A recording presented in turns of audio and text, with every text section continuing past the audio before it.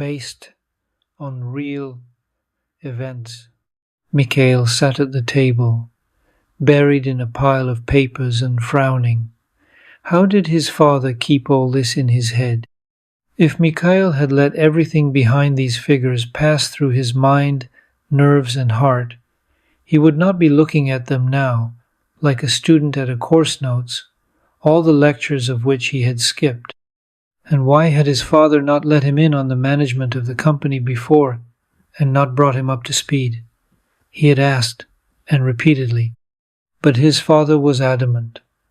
Study, experience life, you will have time, the company will not go anywhere without you. Mikhail even sometimes thought that his father either did not trust him, or was jealous of his own brainchild. It was difficult to understand. His father was by nature a secretive, reserved, and taciturn person, and the early death of his mother made him almost sullen. Mikhail treated his father with understanding. He saw how difficult it was for him to combine work and care for the suddenly empty house. He himself was still just a boy. He could do little to help. But his father had an iron character and rare endurance, so, although with an obvious lack of warmth and affection, he provided his son with care, attention, and daily bread, and achieved good results in work. Business was his second child, for which he watched day and night, and it always seemed to his son that he would never let anyone into this fiefdom, including him. And here you go. Without any internships now, it is necessary to take over the management of the company. Maybe the father thinks that the most effective method of training is the method of deep immersion. Once you fall into an ice hole, swim out, otherwise you will die. Maybe. And maybe there is even some rational grain in this. But Mikhail felt like a complete idiot, hanging on unfamiliar nuances and catching skeptical glances of deputies for whom he is a greenhorn, not a leader. It's good that his father instructs him on whom he can turn to with what questions, who he can rely on, and in general, who breathes what. But he has to earn his authority himself. How many more bumps will he get, and will he be able to earn it?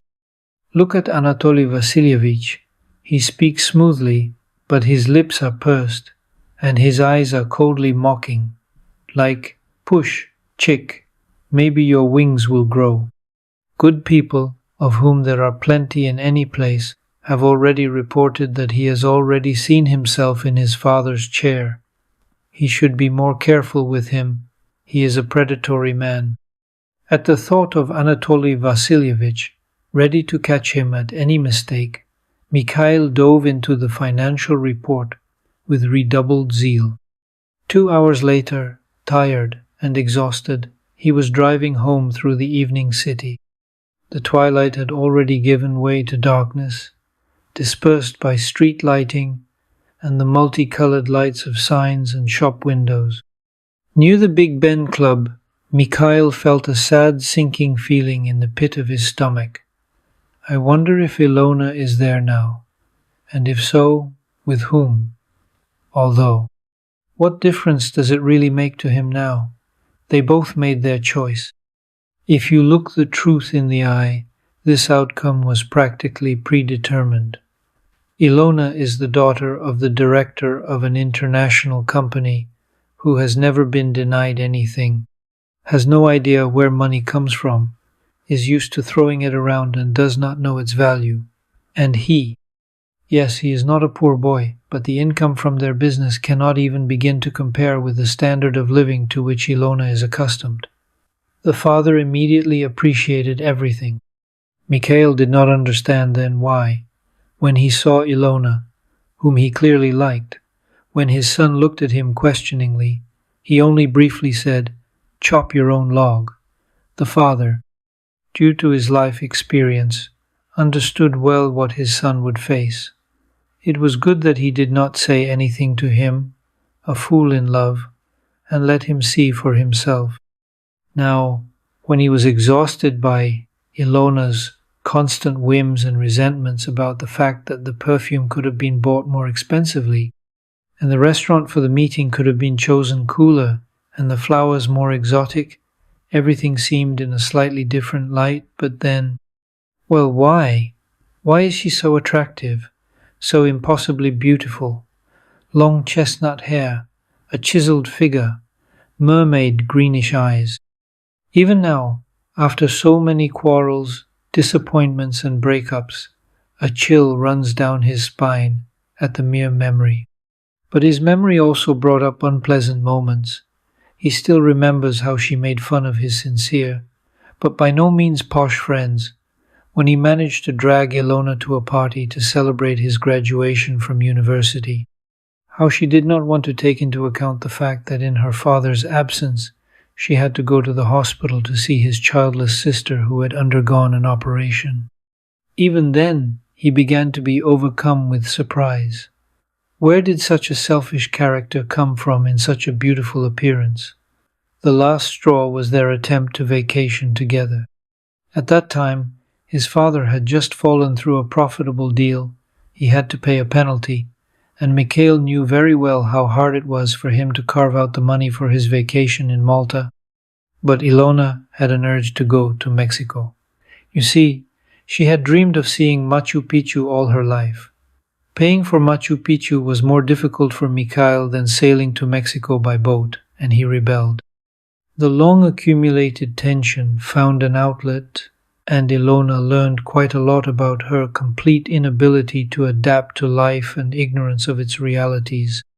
Her unwillingness to look at life from outside the window of a nightclub or her father's car, and her inability to be sensitive to other people.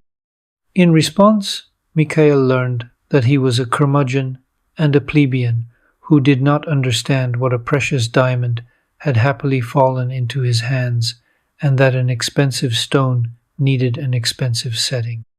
Mikhail, who lost his temper, declared that gems were also amazingly beautiful, but they caused much less headache, and the loud slam of the door put a fat point in their relationship. Despite all the understanding of the correctness and regularity of what had happened, the unhealed wound stung, and Mikhail, at the mere memory of Ilona's name, gritted his teeth and promised himself to take his father's business to a new level at all costs, so that no one would ever dare to humiliate him like that because of his financial situation. The meeting the next day was a success.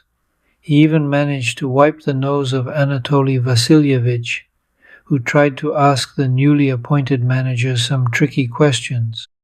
So, when the door to his office opened slightly, and a girl in a uniform asked if she would disturb the manager by watering the hibiscus growing in the office, Mikhail nodded good-naturedly, and even tore himself away from the papers to get a better look at the newcomer. The girl quickly lowered her eyes. "And she's not bad-looking," the man noted. "Of course, her hair is no good, and she has nothing to dress up for, apparently, but she's pretty good, especially considering the complete lack of makeup." He asked out loud, "Are you new?" "Yes, I was only registered today, so I didn't have time to manage in your absence." Mikhail noted to himself that the girl was behaving modestly, but with dignity, and he liked that. "What's your name?" "Lyra," the girl answered and smiled slightly. Her smile turned out to be sunny. Her face seemed to be illuminated by some kind of light. "I'm very happy about such an addition to our team." Mikhail's mood improved. "Valeria, if you need anything, come in. Don't be shy. I'll take into account all requests and wishes." "Thank you." The girl smiled radiantly once again and, grabbing the watering can, disappeared behind the office door. "Well, at least one truly pleasant face lately," thought Mikhail, and enthusiastically began to study the draft of the new contract. From that day on, he gradually began to feel the taste of his new business. The accumulated information began to move from quantity to quality, and he was increasingly able to make the right decision or make a relevant comment. This inspired him, and his young energy rushed like a spring into a new channel for it. Mikhail began to come to the office earlier in order to have time to work in silence or to stay late in order to analyze the information accumulated during the day without being distracted. One of those days, having come to the office an hour earlier than expected, he noticed the door of his deputy for sales that was slightly open. "Why can't you sleep?" Anatoly Vasilievich flashed through his head, because the deputy had never been noticed in early arrivals and late departures, rather the opposite. The thought did not have time to continue, because voices were heard from behind the door, a ringing indignant one, the new cleaning lady Lyra, and a hissing dissatisfied one, Anatoly Vasilievich. "Anatoly Vasilievich, I have to warn you that if you try to behave in such an inappropriate manner again, I will be forced to defend myself." The female voice was barely restrained. "Look at the words we know." The male voice was threateningly pressing. "And how, I wonder, are you going to do this? There is no need to pretend to be a princess, otherwise you will fly out of work in half a turn. We have already seen such untouchables." Then some noise was heard, then the sound of a ringing slap, a clap of the hand, and the light steps of running girls' legs. "Well done, girl," Mikhail mentally applauded. "Serves him right, the bald lady's man." So he decided to become a Casanova. Apparently that's why he showed up for work early. The thought that the deputy had received a slap in the face from Lyra filled him with some kind of almost boyish joy and a desire to take the new girl under his wing. But a couple of days later, things took a completely unexpected turn. A sullen and menacing Anatoly Vasilievich showed up in Mikhail's office with a sheet of paper and put the sheet on the director's desk. "What is this?" Mikhail was surprised. "An official note," Anatoly Vasilievich muttered. "I registered it with the secretary." "Why?" "So that there would be no opportunity to brush it off and put it under the rug. In our office, there have been cases of money disappearing from the staff. This has never happened before. I have provided the names of the affected employees. I ask that you organize an inspection of the newly hired personnel in order to identify the perpetrator. I personally suspect the new cleaning lady. No one else has such freedom of movement around the office. We had no such cases before her arrival." With these words, Anatoly Vasilievich stood up and solemnly left, and Mikhail almost broke his Parker out of frustration. What a scoundrel! He found a catch. And he understands perfectly well that it is impossible to ignore cases of theft. Well, if we are going to look, then we must look. If Lara is guilty, we must take action, and if not, oh, well, at least the girl doesn't get herself into trouble. Having called the head of security, Mikhail gave him the order to install additional cameras in the office premises and to review all the recordings. He asked that the recordings from the cameras in his office be sent to him personally. Then he called all the victims one by one and made sure that the deputy was not lying. The thefts had indeed taken place. Left alone, he sat for some time in confusion, experiencing conflicting feelings. On the one hand, it was entirely possible that the deputy was simply settling scores with the new girl. But who was stealing the money then? They had not hired any new employees recently, and my father had never had such cases, that was for sure. In one thing, he was always demanding in his requirements for a healthy environment in the office. Oh, how he didn't want it to really be Lyra. Such a good girl, or he didn't understand anything about people at all. Things had just gotten going and now, here you go, playing Pinkerton. We need to sort this mess out somehow as quickly as possible. But how? After a short thought, it dawned on Mikhail. Let's catch him with live bait. Without putting it off for too long, he took out his wallet and pulled out his bank cards, leaving a considerable amount of cash. He casually threw the wallet near the table to create the impression that he had dropped it. If a thief needs money so much that he looks into his colleagues' wallets, then he will definitely not resist such a temptation. He will take out at least a few bills, counting on the fact that the wealthy owner does not keep the exact amount in mind.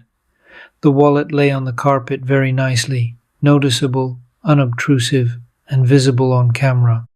Fueled by the excitement of a hunter counting on prey, Mikhail left the office and rushed to a business meeting. Today, Lyra is cleaning the office in the evening. There will be something to see. The search for the thief faded into the background due to current problems, and Mikhail remembered about his trap only when the head of security sent a message with an attached video recording from the camera. Mikhail put down his unfinished coffee and turned on playback. Here Lara entered the office and began watering the flowers. Here she wipes the dust. Oh, you can hardly see the wallet from this place. But it doesn't matter. She will still have to wash the floor and vacuum the carpet. She picked up the vacuum cleaner. Aha, I noticed. She stands there, examining it. She picked it up. Really? She opens it, looks. No, she didn't take anything. And what's this? She sits down at the table, takes a piece of paper for notes, writes something, puts the paper back in her wallet, and puts it on the table. What kind of antics is this? What a piece of work she is, this Lera. Now she'll have to suffer until the morning to find out what she scribbled there. Oh, Anatoly Vasilievich, you shouldn't have started all this. You'll probably break your teeth on this seemingly fragile young lady.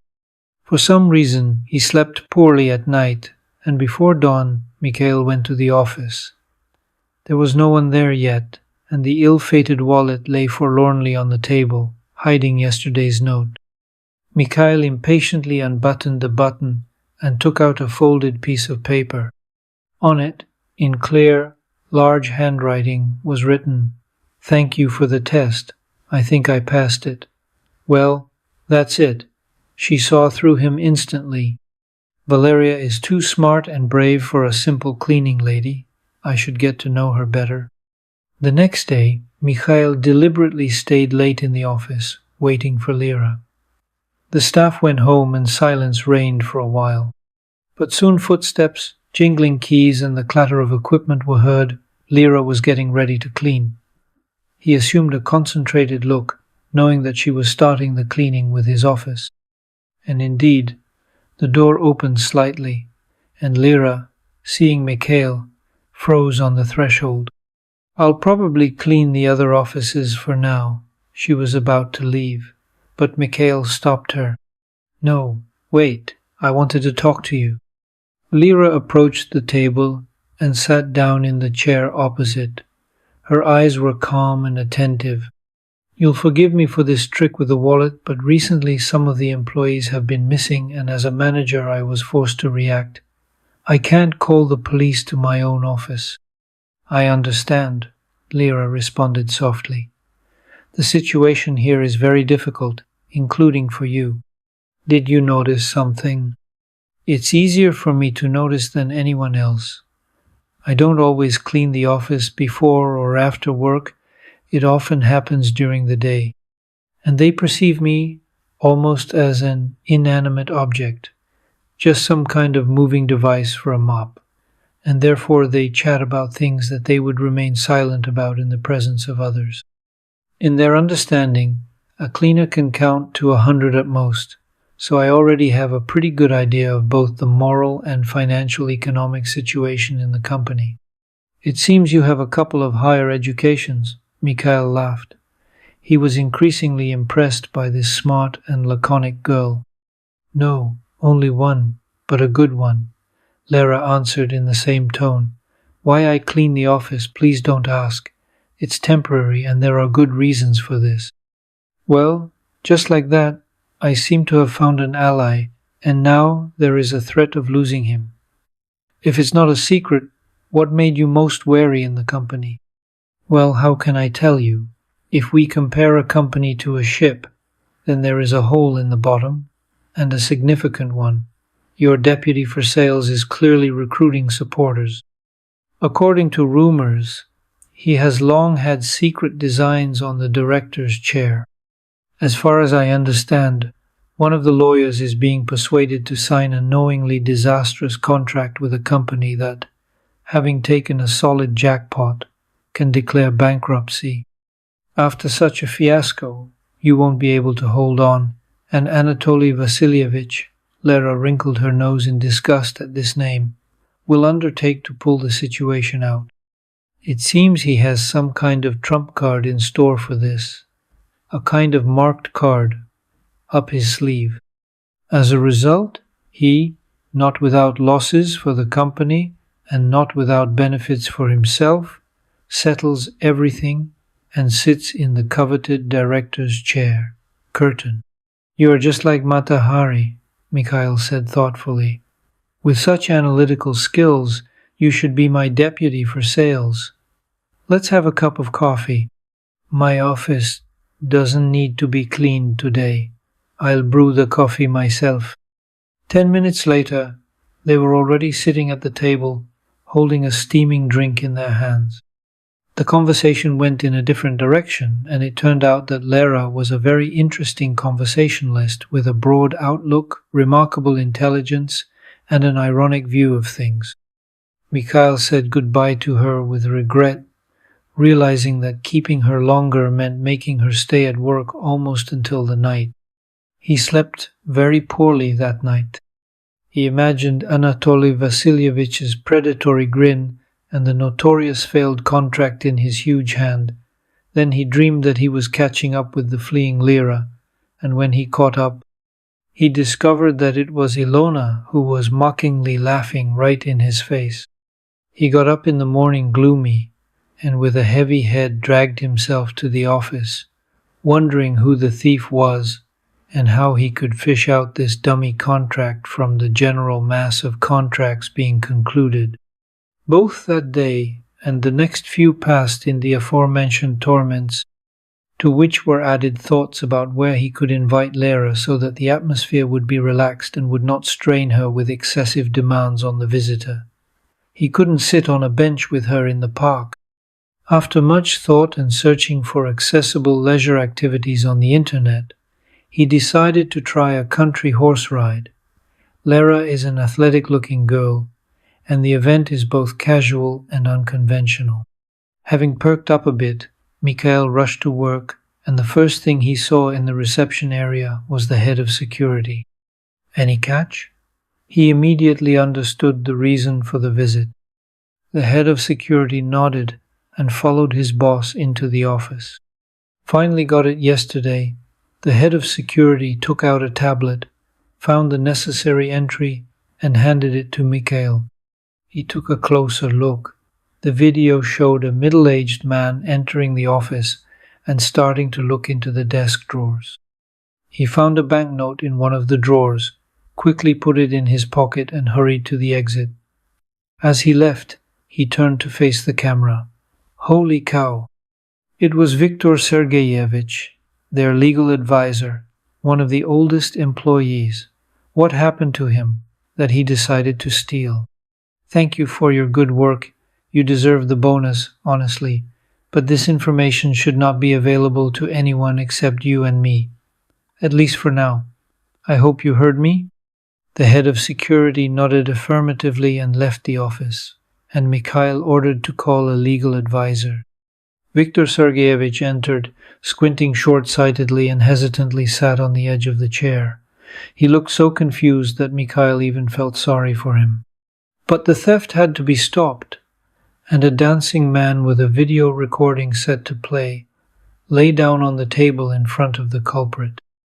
As the video was being watched, his face turned pale, covered in sweat, and when the recording was finished, his lips, which had become almost blue, whispered, "What will happen to me?" "Everything will depend on how frankly you tell about the reasons that prompted you to commit this act," Mikhail said dryly. "Especially since, as I understand, This is not the only case. Viktor Sergeyevich loosened his tie with trembling fingers and squeezed out. You see, I no longer saw any other way out. You see, my mother needs an urgent operation. A tumor is progressing in her brain. And, what is most terrible, without an operation, it is impossible to understand whether it is benign or malignant. And these, you understand, are completely different concepts of treatment. I have already sold or pawned everything I could. I am just a little short. I would return everything later. But now, I just really need it. Are you a small child, Viktor Sergeyevich? Mikhail shook his head. And it didn't occur to you to ask the company for financial assistance? Of course, the legal advisor's fingers were still shaking, I asked. But you see, I often asked for time off because of my mother's illness. And Anatoly Vasilyevich said that I had already received my financial assistance in the form of a full salary for part-time work. I would have given it all to people later, I have it written down, so I would have started giving it with the first bonus. Isn't this a fake contract that Anatoly Vasilyevich promised you a bonus? Mikhail delivered a trial blow. The blow hit the target. Viktor Sergeyevich began to gasp for air, turning even paler. I refused to sign, and I didn't sign. The contract was given to my colleague Roman. There are tens of millions there. I couldn't do it. That's commendable, Viktor Sergeyevich. Mikhail poured the frightened lawyer a glass of mineral water and gave it to him to drink. Let's do it this way. You calm down now and pull yourself together. Then you tell me the counterparty and the subject of the contract under which the fraud is planned, and I give you an interest-free loan from the company for the amount missing for the operation and the return of the money you borrowed. You return the money to the people immediately, and I will stretch out the repayment of the loan over 3 years. But this is all on one condition. I want to know everything about any movements of Anatoly Vasilyevich, who does not disdain any means to plunge the company into discord and losses in order to achieve his dubious goals. How do you like this arrangement? Mikhail Vladimirovich, you simply cannot imagine what you have done for me. I have been suffering from insomnia for months now from my impotence. My weight category, so to speak, cannot be compared with your deputies. And I just didn't know how to approach you. You're a new person here. I never, do you hear, never. Enough, Mikhail interrupted the flow of gratitude that was about to fall upon him. Go, write an application for a loan and prepare your mother for the operation. Bring information on the contract with the application. As soon as the door closed behind the happy Viktor Sergeyevich, Mikhail leaned back in his chair with relief. Phew! It seemed like he had cracked both hard nuts. He would think about how to completely disavow Anatoly Vasilyevich a little later, but now he had to do something much more pleasant. Try to make a date with Lera. Lyuda, he pressed the button to connect with the secretary. Lyuda, it seems my hibiscus has dried up. I should take action. The walk turned out to be simply wonderful. Lera sat well in the saddle, was more relaxed, laughed, joked, and Mikhail slowly admired her profile, illuminated by the sunset, the strands of hair that had escaped from her hairpin, and her mischievous, laughing eyes. She was so natural and relaxed that he now completely did not understand how he could tolerate this artificial and utterly false world of Ilona. He felt like a 17-year-old boy who had finally broken free to his long-awaited freedom. The day flashed by in an instant, and now Mikhail was driving Lera home through the night city. But she behaved somewhat strangely, asking to be dropped off at the trolleybus stop, and no arguments about the fact that at such a time a girl should not be wandering the streets alone had any effect on her. Mikhail remained in the car, thoughtful and somewhat discouraged by this turn of events. Lost in thought, he didn't even notice how Anatoly Vasilievich came out of the bar opposite and looked attentively after Lera as she left, and then turned his gaze to Mikhail's car and grinned. The next time, Mikhail invited Lera to the yacht club, but his hasty preparations were unexpectedly interrupted by his displeased father. "Where are you going?" Vladimir Grigorievich's voice sounded stern and did not bode well. On a date with a girl, Mikhail decided to be extremely frank, noting to himself that his father had recently noticeably turned pale and haggard. With the cleaning lady of your office, his father was seriously angry. "Do you have something against it?" the son retorted. "I do. I have already found a worthy bride for you, the daughter of one of our investors, and you decided to play with scarlet sails. Not the right time and not the right circumstances. Another elite girl. Dad, I'm fed up with Ilona. I'm allergic to these girls now. I finally met a normal girl, and here you go. You're against it. By the way, who informed you so promptly?" "My deputies remained loyal to me."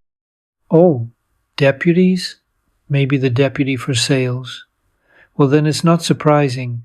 He himself has his eye on this girl. Loyal, you say? And he didn't tell you that he wants to shut down the company for millions? I've been racking my brains for several days now, trying to figure out how to put the squeeze on him so I can get rid of him urgently. Now, let's go into more detail from here." My father's eyebrows drew together, forming a deep crease. Mikhail, continuing to pack, briefly outlined the situation. "So that's it. Well, I'll take his departure upon myself. I have something to put pressure on him with, but you promise me that you and this cleaning lady—" "Not today, Dad, just not today," Mikhail exclaimed, and, not giving his father a chance to come to his senses, grabbed his travel bag and ran out of the house. Mikhail was right about the yacht. Lera really enjoyed spending time away from the hustle and bustle, noise and crowd. She gazed at the water surface, enchanted, turning her face to the cool wind. She kept trying to try herself in the role of skipper and simply glowed with delight and joy. Mikhail looked at her with wide eyes and felt that he was finally losing his head. The feeling that he had finally found the one he had already despaired of finding grew stronger with every minute. But the end of such a wonderful day was hopelessly ruined. Lera again did not let him see her off, getting out of the car at the same stop as last time, and at home her father went on the offensive. "So, son, I have fulfilled my obligations. Tomorrow your deputy for sales will write a statement and go home. Don't ask me why I hired him. These are our old affairs, you don't need them. So now it's your turn. Be so kind as to resign the cleaning lady, and tomorrow I will expect you at the Vermont restaurant at 6 o'clock. You will meet your future wife and her parents. Objections are not accepted. The survival of our business depends on it." All of Mikhail's objections, arguments, and ultimatums ran into a stone wall. The father, who usually took his son's opinion into account, turned into an implacable tyrant, not wanting to hear anything, only turning pale and frowning more and more. At some point, Mikhail, who was almost hoarse, stopped short, looking at his father's unhealthy appearance. "Are you okay?" he asked, feeling a surge of pity. "If you do everything as I ask, everything will be just fine." His father snapped and went to his room. Mikhail tossed and turned without sleep all night. He categorically did not agree to a rich bride, but he could not understand what had suddenly happened to his father. Vladimir Grigorievich had been acting strangely lately. First he had plunged headlong into his business. Now he was trying to force a marriage. He was usually not so authoritarian, plus his unhealthy appearance. Maybe he had fallen ill and was trying to fit everything in. A terrible guess chilled him and drove away all signs of sleep. It was useless to ask. His father clearly did not want to talk about this topic. So how should he sort out this mess now? Having barely waited for the morning, Mikhail rushed to the office. Lara was supposed to come to work in the morning, but she was not in the office, and for some reason the phone was out of range. She did not come either at the start of the office work or at lunchtime. It was not even encouraging that Anatoly Vasilievich was fussing behind the wall, freeing up his office. Mikhail rushed about like a wounded animal and, finally, unable to bear it, dialed his father's number. "Dad, is this your doing? Where did Lyra disappear to? I understand that she is not to your liking, but not to such an extent.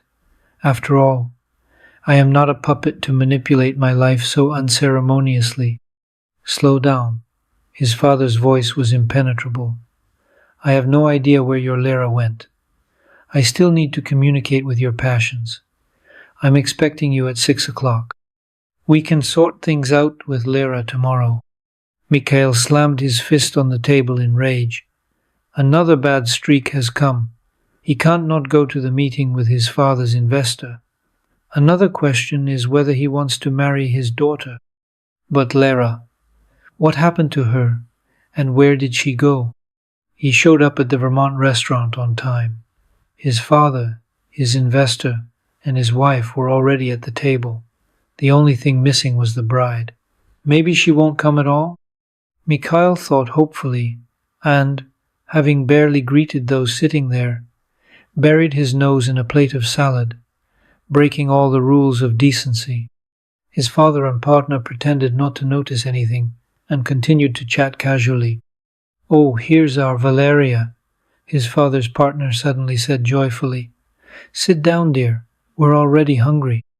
When Mikhail heard the bride's name, he shuddered and looked up at the girl. At first, he couldn't believe his eyes. Lara stood before him, neatly combed, with discreet makeup in an elegantly simple peach-colored dress. She was smiling faintly.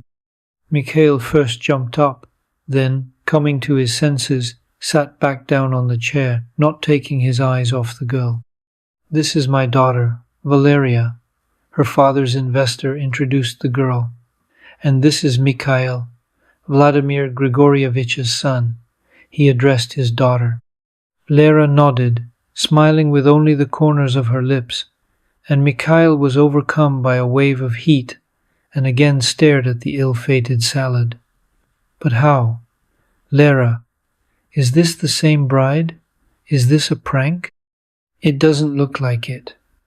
Then why was she scrubbing the floors in his office? His ears were burning, the shrimps were angrily sliding off the fork. It was impossible to look at Lara at all. But suddenly slow music began to sound, inviting those who wanted to dance, and Mikhail immediately took advantage of the opportunity to talk. "May I?" He extended his hand to Lara, inviting her to dance. The girl stood up, and they went to the center of evil. "Lara, is it really you?" Mikhail gently hugged his partner. "Yes, it's me. You recognize me. Why are you asking?" "I just can't understand. Then why did you need a mop and a bucket? What kind of circus?" "Actually, everything is very simple. I've already run into dowry hunters or gigolos several times. That's why when my father started telling me what a wonderful son Vladimir Grigorievich has, I decided to see what you really are. After all, you won't have to pretend in front of the cleaning lady. That's all, actually. And that's why you didn't want me to see that you live in a house that's not quite suitable for a cleaning lady," Mikhail continued, and inhaled the subtle scent of her hair. "I almost went crazy today when you disappeared. But I was found, my dear," answered Lyra, beaming with a dazzling smile. "Aren't you happy?" Mikhail, instead of answering, hugged her even tighter, pressed his cheek to hers, and the couple didn't even notice that when the music ended, they were left alone on the dance floor, under the approving glances of their parents and the interested glances of those around them. "Well, and you butted like a bull in a bullfight, Vladimir Grigorievich noted with satisfaction on the way home. Would your father have chosen a bad girl for you? Look, he immediately forgot his cleaning lady. Dad, what about your health? I'm not a little boy. I have the right to know, asked Mikhail a question that had long interested him. I'm going in for surgery tomorrow. They found something in my lung. Whether it's benign or not, it will only be finally known after it's removed. But in any case, I'm calm. You won't get lost in business, and your wife will also be wonderful. You simply must raise your grandchildren. I will have very little time for this, Mikhail stated categorically, desperately suppressing the cold fear that had come up, mixed with the hope that was breaking through. Exactly 1 year later, Mikhail was feverishly rushing around the house, stuffing the necessary papers into his briefcase and looking for his tie along the way. Dad, maybe you could conduct today's meeting yourself? Lyra and I still need to make it to the childbirth preparation classes. You are already in full shape. Maybe it's time to go back? No, dear son. Reschedule the meeting for another time. Once you are on your feet, don't try to climb into the stroller again. I will remain your remote consultant, at least until your wonderful wife blesses me with the duties of a grandfather. Vladimir Grigorievich turned to the plump Lyra and winked at her conspiratorially. She stood, looking from her husband to her father-in-law, and smiling happily and a little mysteriously. If you liked the story, please support me with a like. And to learn about the release of new, interesting stories, subscribe to my channel. All the best to you. Thank you for watching.